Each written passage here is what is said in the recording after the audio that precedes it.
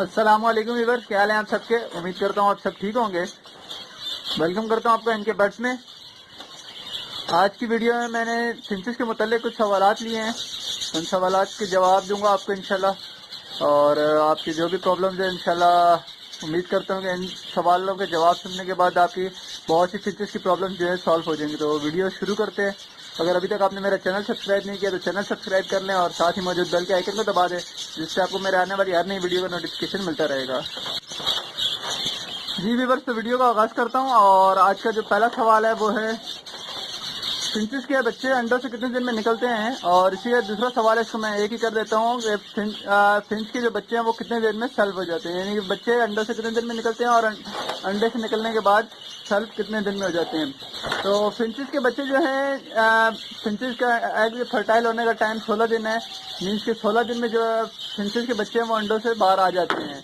और तकरीबन 20 से 22 दिन में मटकी से बाहर आ जाते हैं बच्चे। और एक महीने के जो है वो सल्व हो जाते हैं, यानी कि अंडे से निकलने के बाद 30 दिन के जब हो जाते हैं तो वो बिल्कुल खुद खाने लग जाते हैं। आप उनको माँ बाप से अलग कर सकते हैं। ये फिंचेस के बच्चों का निकलने का टाइम है 16 दिन अंडों से, और सल्व होने का जो टाइम है वो 1 महीने।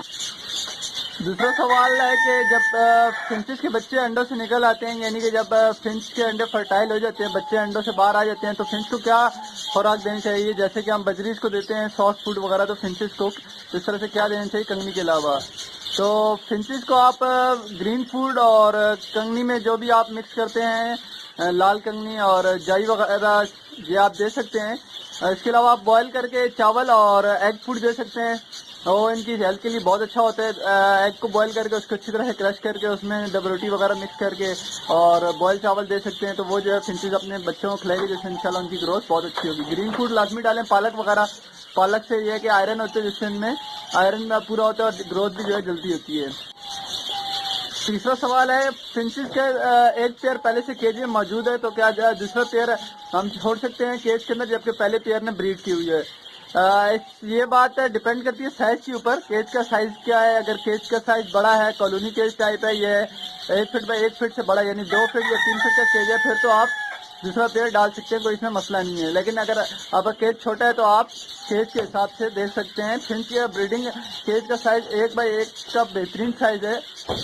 इस साइज में आप कोशिश करेंगे एक ही पेयर छोड़ें, इससे ज्यादा पेयर छोड़ेंगे तो वो फिर लड़ेंगे। 1 बाई 1 के साइज में, अगर 1 बाई 1 से बड़ा है आपका केज, आपके केज की साइज 2 बाई 2 है, 1.5 बाई 3, 2, इस तरह से कुछ भी साइज है, तो उसमें आप जो है दूसरा पेयर छोड़ सकते हैं। ऐसा कोई प्रॉब्लम नहीं है। आप मटकी वगैरह लगा दें, 3 मटकियां लगा दें, 2 पेयर छोड़ दें, तो वो इंशाल्लाह नहीं लड़ेंगे। चौथा सवाल है, क्या हम फिंचेस को कंगनी के अलावा और भी कुछ दे सकते हैं। जी हाँ, बिल्कुल। सिर्फ कंगनी ना दें, कंगनी में आप जैसे सुनहरी सीड, लाल कंगनी और मोटी कंगनी मिक्स करके दें। इसके अलावा आप इनको ग्रीन फूड दें, पालक, मेथी, लूसन वगैरह। इसके अलावा आप दे सकते हैं, इसके अलावा आप एग फूड लाजमी दें फिंचेस को वीक में एक बार।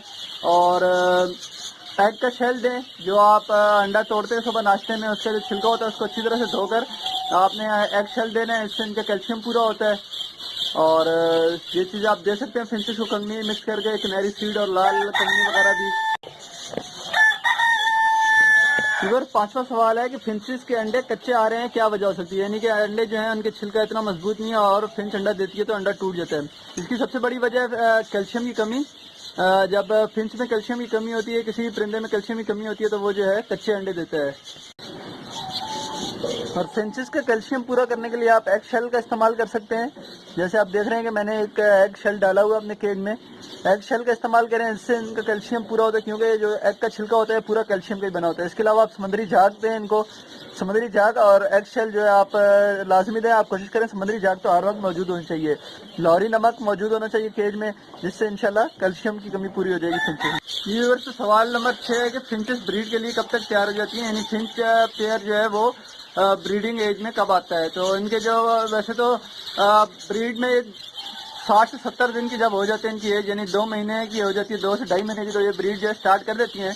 लेकिन अगर आप अच्छी ब्रीड लेना चाहते हैं तो आप कोशिश करें कि जब 6 मंथ का हो जाए बर्ड, आपका परिंदा जो फिंच है 6 मंथ का हो जाए, तब आप इसको ब्रीड पे लगाएं तो इंशाल्लाह आपको बहुत अच्छी ब्रीड मिलेगी, क्योंकि परिंदा मिच्योर भी हो जाता है और वो थोड़ा हेल्दी भी हो जाता है। और वैसे अगर आपने कॉलोनी में छोड़े हुए और पट्टे वहीं बड़े हुए तो वो 2 महीने में ही अपना पेयर लगा के ब्रीड स्टार्ट कर देते हैं।